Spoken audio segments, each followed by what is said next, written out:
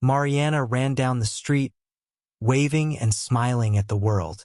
Today was her first day at the restaurant, a job she had sought for so long. Finally, luck was on her side, even if it was just to wash dishes. There was no reason to fear, as a formal job meant sick leave if her son got sick, and a stable salary was a relief for her nearly depleted finances. However, her excitement faded as soon as she walked through the restaurant door. The difference between the beautiful dining room for customers and the kitchen was stark. A pile of dirty dishes awaited her. The floor was filthy, and the waiters were running back and forth, leaving her completely bewildered. Hesitant at the entrance, she was soon approached by a stern-looking manager who asked loudly, "Are you the new dishwasher?" Mariana nodded, and the man, wasting no time, questioned, "Why are you late? Starting tomorrow, work begins at 7 a.m. Don't just stand there. Change your clothes and start working. And no laziness." Quickly, she went to the utility room, where she put on a stained apron, a cap, and long yellow gloves. From that moment on, what seemed like hell began. Entire days washing and scrubbing pots until they shone, reloading the dishwasher, while her feet throbbed with pain. The more experienced colleagues mocked her, saying, "Be careful not to wear yourself out like Cinderella. You might not come back tomorrow. The work here is tough, and stronger women than you haven't lasted a week. You won't last long."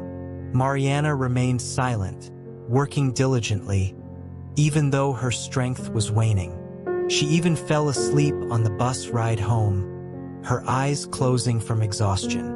Looking at her swollen hands and seeing the delicate manicure, done the day before, completely ruined, she felt sad, and this was just the first day. However, some generous tips at the end of the shift brought her a bit of joy. Mariana bought bread, milk for porridge, and sweets for her son, and went to pick him up from daycare. Fabio ran happily to meet his mother, chattering all the way. "It's okay," she thought. "I need to get used to it. At least we won't go hungry and we'll be able to pay the rent on time. We won't always be in debt. Life is hard, and we have no one but ourselves."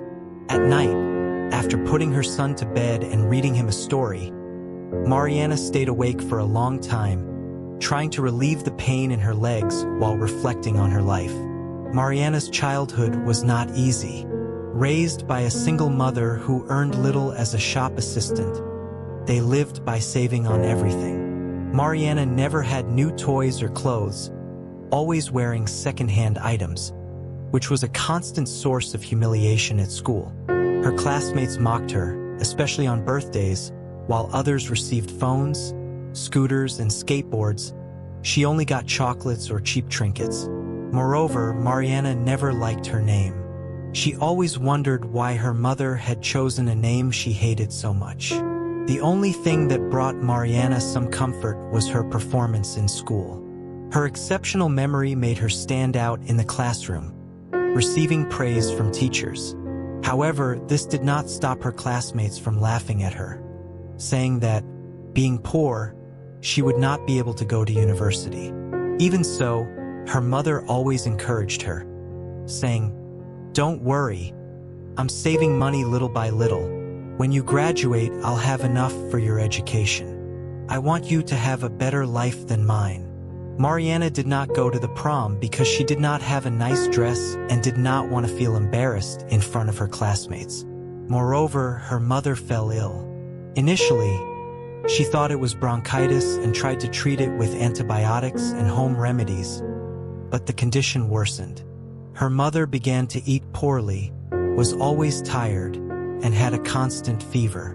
When they finally saw a doctor and had an X-ray, the news was devastating. Mariana cried in secret, trying to be strong for her mother. All the money her mother had saved for her education was used for treatments. She underwent several chemotherapy sessions, but her body did not withstand it, and her mother passed away. Mariana was devastated and unprepared to face the difficulties of adult life. Her dreams of going to university remained just dreams. It was at this moment that Tiago entered her life. He needed help preparing his thesis defense, and Mariana assisted him. Over time, the two grew closer and developed feelings for each other. Tiago also did not have a good financial situation, so they both started looking for temporary jobs and even did small tasks, like applying wallpaper, to earn some extra money. Although the dates between Mariana and Tiago were simple, usually at her house or in the park, she appreciated every little gesture. Whether it was a flower or a cheap lipstick, she loved Tiago sincerely and unconditionally. However, Tiago was dissatisfied with his modest life and often expressed his discontent, saying, "I'm tired of all this. After I get my diploma, what's next? Working as an engineer at my father's factory and continuing to count every penny? I won't make enough money for a luxury car or vacations on the French Riviera. I need to find a way to get rich quickly. I won't submit to a monotonous job until I retire." Mariana tried to calm him. "My love, please don't be like that. We can't change reality. Everyone lives like this. We can get married, have a child, and raise them together. Isn't that true happiness? We love each other, and that's the most important thing." But Tiago disagreed. "I don't want children now, and not everyone lives this way. You don't know any other reality besides television. I want luxury, expensive cars." Resigned, Mariana mentioned a grandfather who lived in a distant village, but doubted he was wealthy. Suddenly, she discovered she was pregnant. Tiago suggested she terminate the pregnancy due to financial difficulties, but Mariana was determined to have the baby. As the birth approached, Tiago distanced himself and got involved with another woman, older and wealthy. "I won't acknowledge this child. It was your choice," Tiago said, leaving money for the delivery but abandoning Mariana. Devastated, Mariana confronted him, but he left without responding, leaving her alone. Mariana faced great financial difficulties but discovered a talent for sewing, making clothes for her son Fabio and saving as much as she could. When neighbors asked why she didn't use disposable diapers, she replied, "I'm against them. They're harmful to the environment," hiding the reality of her financial situation. Catherine, a childhood friend, helped whenever possible.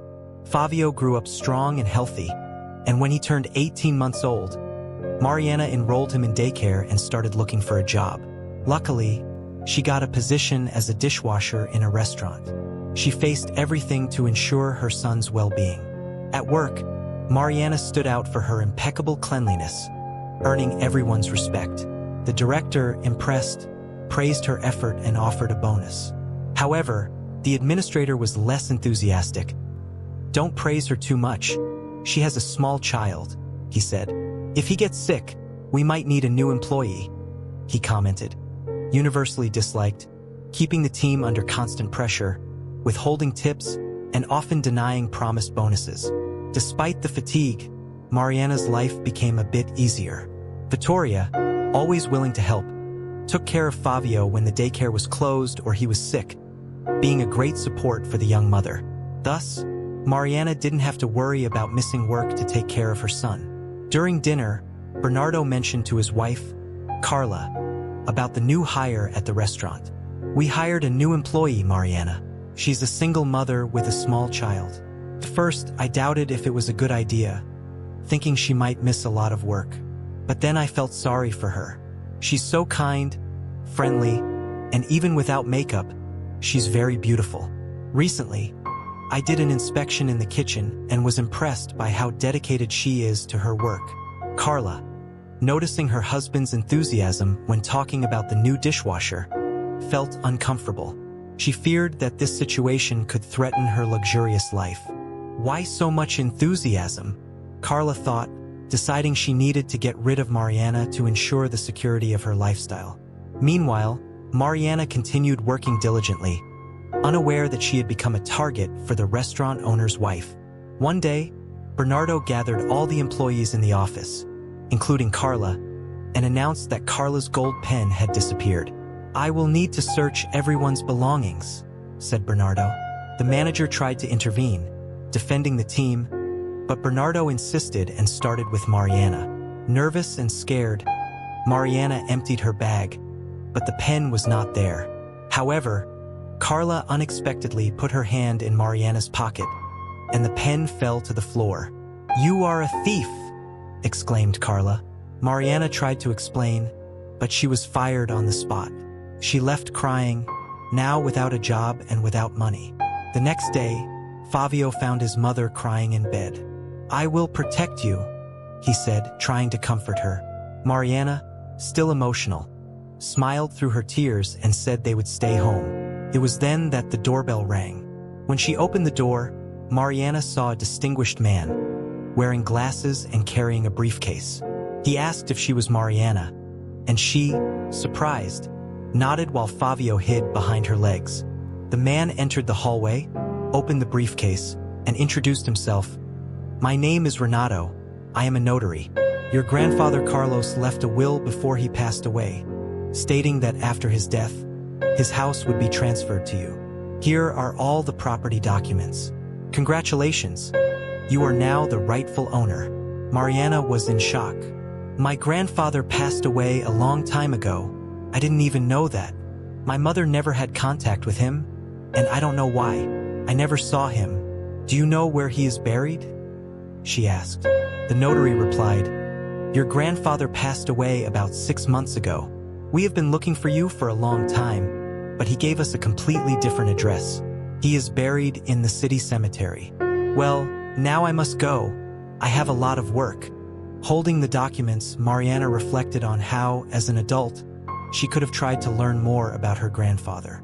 Determined, she decided to visit both the house and her grandfather's grave. She researched the route on the internet and found that it would be a 40-minute drive. She left Fabio with the neighbor, Vittoria, and set off, taking coffee, sandwiches, a flashlight, and even a pocket knife with her. When she arrived, Mariana found the house in good condition, although the garden was a bit neglected and the windows were covered. She noticed a well-trodden path and a new padlock on the gate. "Who could be living here now?" she thought. As she entered the house, a shiver ran down her spine. Everything indicated that someone had been there recently. Following footprints that led to the basement, Mariana heard muffled groans. Overcoming her fear, Mariana went down the stairs and found a man tied up and injured. "My God, who did this to you? Hold on, I have a knife and I'll free you," she said, cutting the ropes that bound him. The man, exhausted, could barely move, but with Mariana's help, he managed to climb the stairs. She laid him on the sofa and quickly called the police and an ambulance. While drinking water and eating a sandwich, the man told his story. "My name is Vinicius. I have a small clothing store. My best friend, Gregorio, tried to kill me. He brought me here, beat me, and demanded that I transfer the store to him.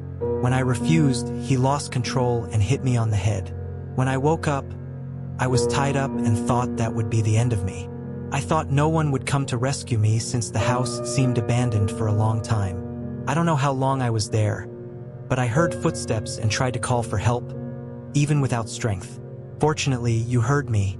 You are my guardian angel. What's your name?" Vinicius asked. Mariana introduced herself, and as he took a sip of coffee, he began to feel unwell and fainted. Mariana looked for a first aid kit, but the ambulance arrived in time, followed by the police. The paramedics provided first aid and took Vinicius to the hospital. Mariana went to the police station to report the incident and planned to visit him in the hospital the next day.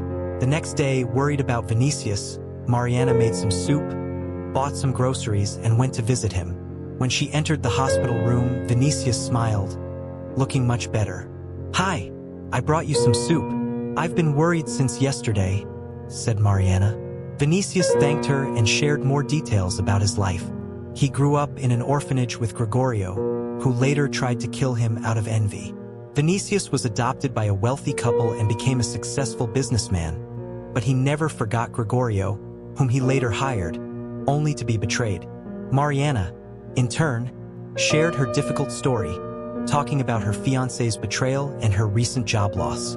Vinicius encouraged her, calling Tiago a fool for trading her for money. Then he suggested an idea. "I can get you a sewing machine and some materials. You can sew at home and take care of your son at the same time. Start with simple pieces, and if it works out, you can make jackets and children's clothes. What do you think?" Mariana was moved by the proposal. "Thank you, Vinicius. This could be a way out for me. I know how to sew, and my son is calm, he'll be fine. We can also fix up my grandfather's house together. He has been sick frequently, and besides, I can rent out the apartment and have some extra income. Maybe, indeed, everything is happening for a reason. I'll start the move slowly, along with my son. Can I come by tomorrow?" Mariana asked.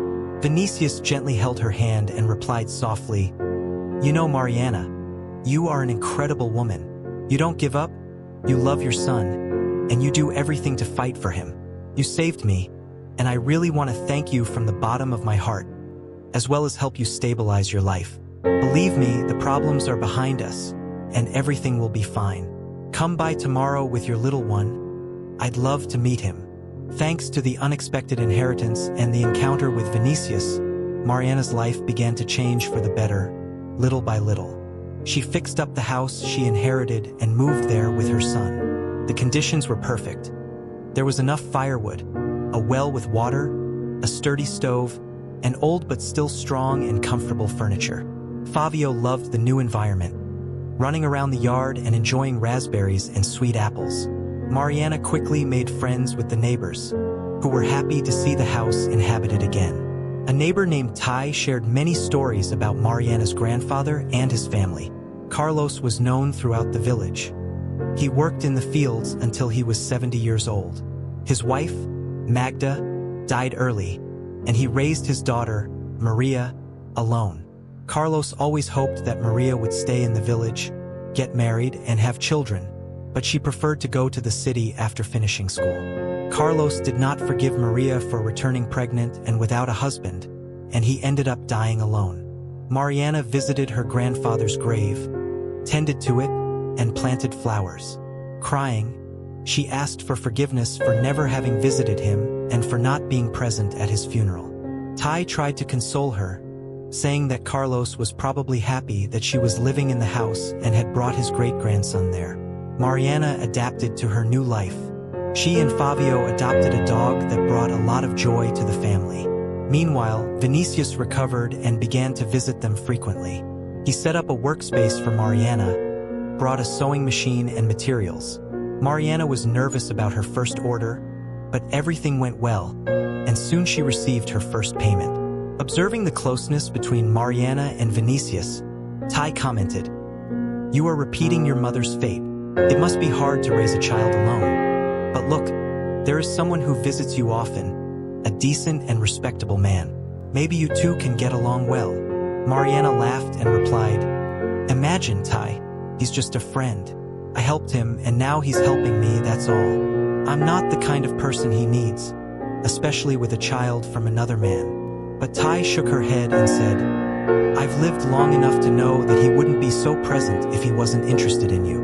He's in love, I'm sure of it. Real men don't care if the child is from someone else, while fools even see their own children as a burden. Give this man a chance."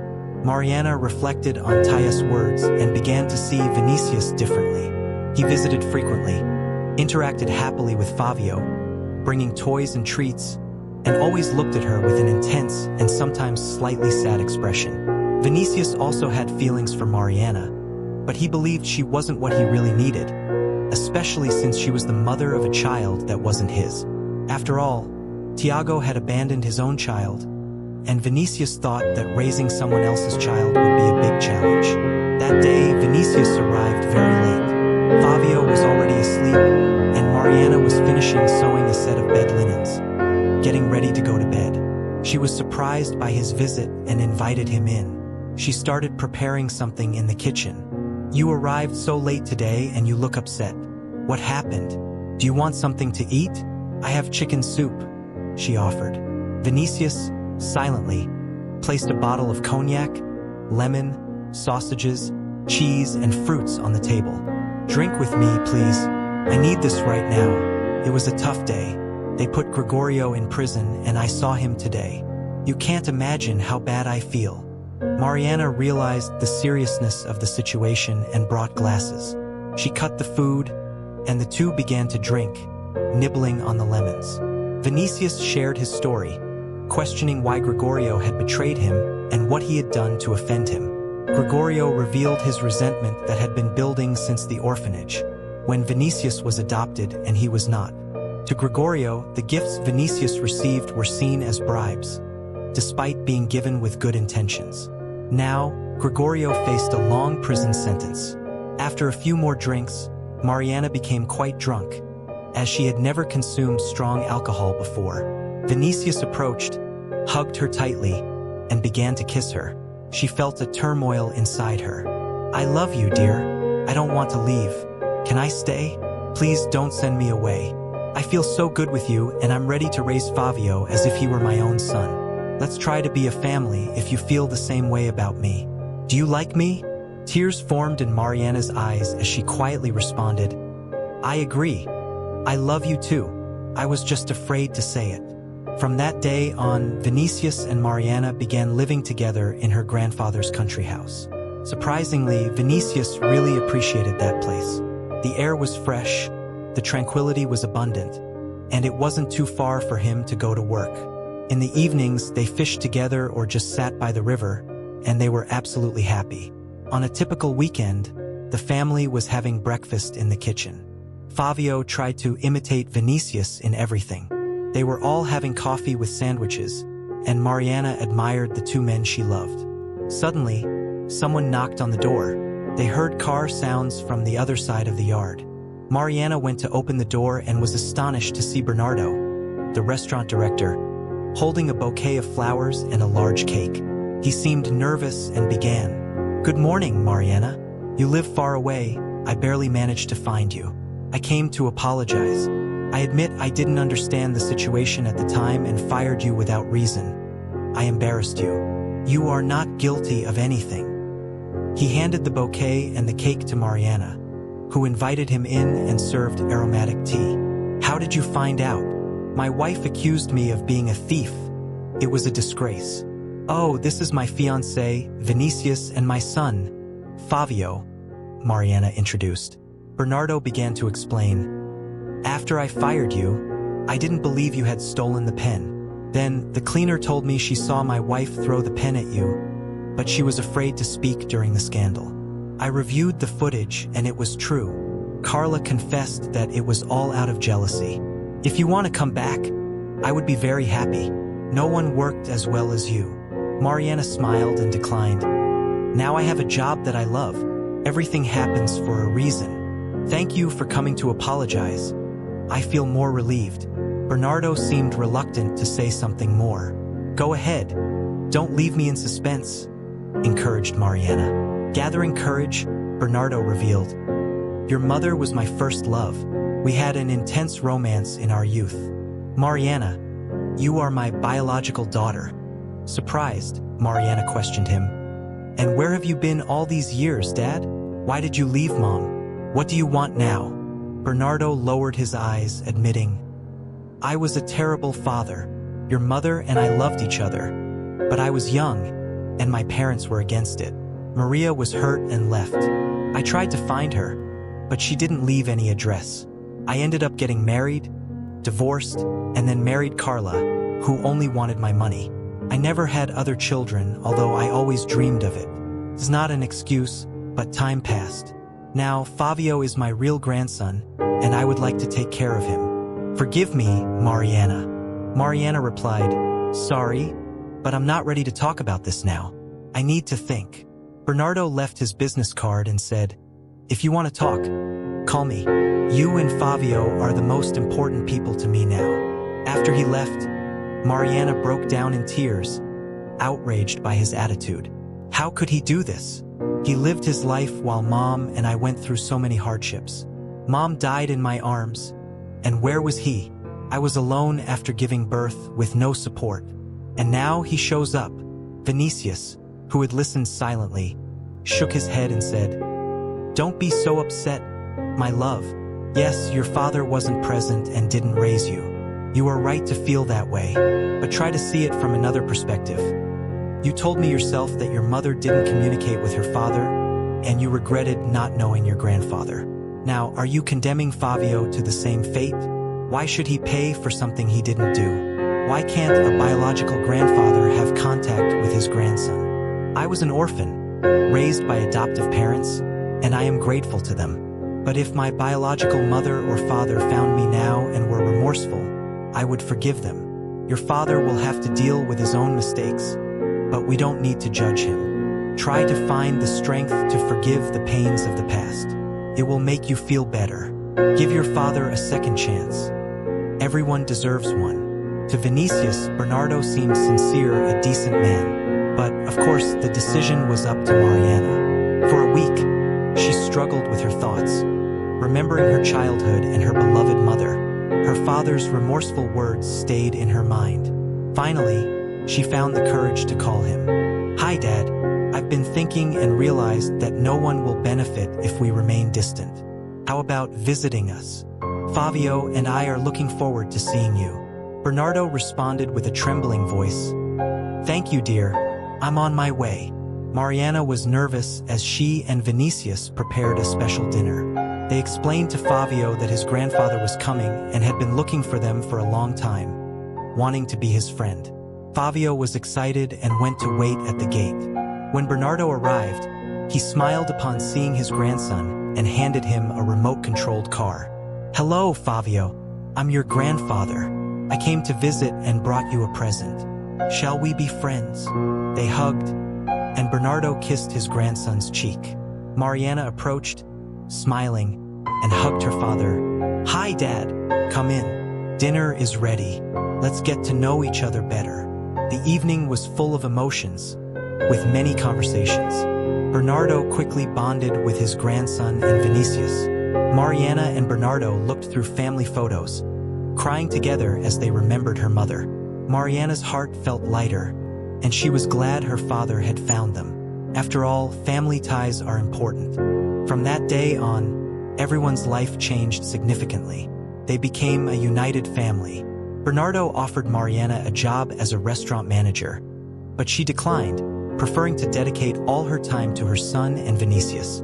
The grandfather showered Fabio with love, buying him many new things, including a slide for his room, and taking him to the pool where Fabio loved to play. Vinicius moved permanently to Mariana's house, renovated the place, and soon they got married. Mariana finally found her happiness in her grandfather's house, which now exuded an aura of calm and comfort. Vinicius adopted Fabio and sincerely considered him as his own son. The little boy started calling him Dad. One day, Vinicius took the family to the city for Fabio's vaccination. The boy was nervous and scared, but when it was their turn, Fabio held Vinicius's hand and said, "I'll go with Daddy. I'm not afraid with him." They went into the doctor's office together, and a few minutes later, Vinicius came out holding Fabio, who wasn't crying. "Look, my love, what a hero our son is." He didn't cry. Mariana kissed Fabio and then Vinicius.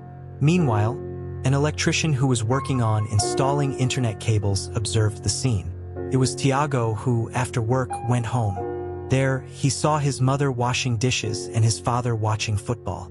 Indignant, he exclaimed, "Do you know who I saw today? Mariana. Remember? Everything is perfect for her, with a rich husband and my son, who now calls another man Dad." Tiago lamented having left Mariana in search of money and was now alone, regretful. His father responded firmly, "You never truly loved Mariana, son. I would never have left your mother for anything. You always put money first. Don't blame us for your mistakes."